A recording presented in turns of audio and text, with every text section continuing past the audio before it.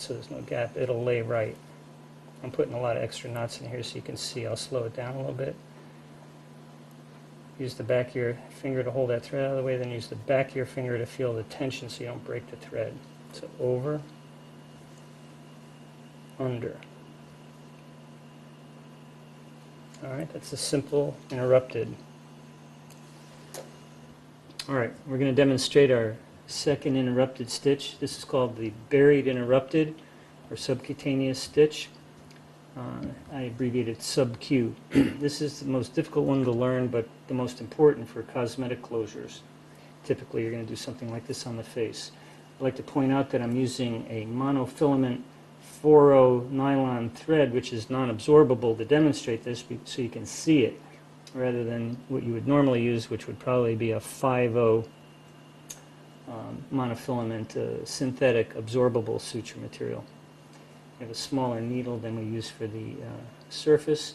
You're going to start on the inside of the wound, below the dermis. You're going to angle up and shoot for the epidermis-dermis junction. I don't know if you can see that here, but there's the needle. Now, never grab the tip of the needle. Always grab with your forceps there and pull it up. Before you pull it all the way out, you could rearm it and then pull it. Now,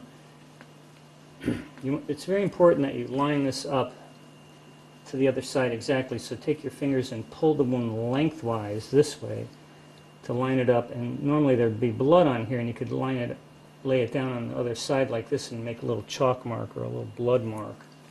Put your forceps right next to where you want to go, evert the edge, and then start from the top and go down at the same depth as you did on the other side. Now, a subtle important thing is you want to make sure that your needle and thread are on the same side as the tail. What I mean by that is this tail and the needle and thread have to be on the same side. You don't want to be on opposite sides of this piece of thread, or otherwise when you tie it, it won't get tighter. And you want it to get tighter when you do the inside stitches. Now, you never do a surgeon's knot when you're doing sub-Q stitches because you do want it to get tighter, so just do a square knot. Now, the needle and thread's over on that side, your needle holder's here, so you have to start with the, like you're doing the under stitch, and that's because everything's kind of upside down. So you just go around once, grab that tail, pull parallel with the cut.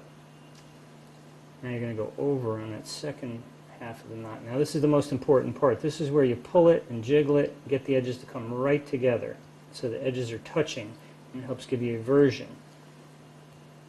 So that's 2 knots right there. And we'll just put in a last one. So we've got 5 throws, 2.5 knots. When you cut the thread, make sure you don't leave any tail. Pull up on it, slide your iris scissor down into the wound parallel with the cut. When you feel the knot, then cut. All right, let's take a look at it and analyze it. If you could zoom in on that. All right, you can see that the edges are even on top this way, very important, and also this way. You would go all along the wound and do that on somebody's face, and then you could use skin glue to close it, or steri strips.